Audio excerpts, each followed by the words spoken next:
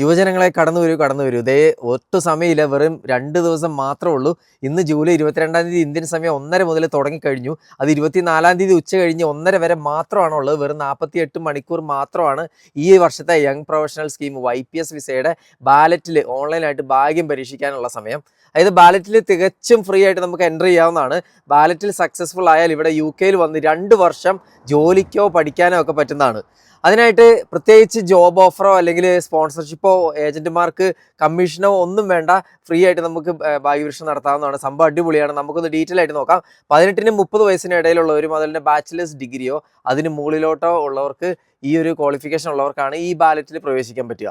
നിങ്ങളുടെ പേരും date of ബർത്തും അതുപോലെ തന്നെ പാസ്പോർട്ട് ഡീറ്റെയിൽസും പാസ്പോർട്ടിൻ്റെ സ്കാൻ ചെയ്ത കോപ്പിയും അതുപോലെ തന്നെ ഫോൺ നമ്പറും ഇമെയിൽ അഡ്രസ്സും കൊടുക്കുക. അതുപോലെ തന്നെ ബാലറ്റിൽ സക്സസ് ആകുന്നവരെ റാൻഡം ആയിട്ടാണ് സെലക്ട് ചെയ്യുന്നത്.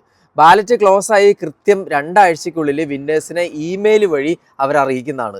ഈ വർഷം മൊത്തം 3000 പ്ലേസസ് ആണ് ഉണ്ടായിരുന്നത്, വേക്കൻസീസ്. അതിൽ കുറേ പ്ലേസസ് ഈ കഴിഞ്ഞ ഫെബ്രുവരിയിലെ ഫസ്റ്റ് ബാലറ്റിൽ കഴിഞ്ഞു. ബാക്കിയുള്ള വേക്കൻസിയിലേക്കാണ് ഇപ്പോൾ ഈ സെക്കൻഡ് ബാലറ്റ് നടക്കുന്നത്.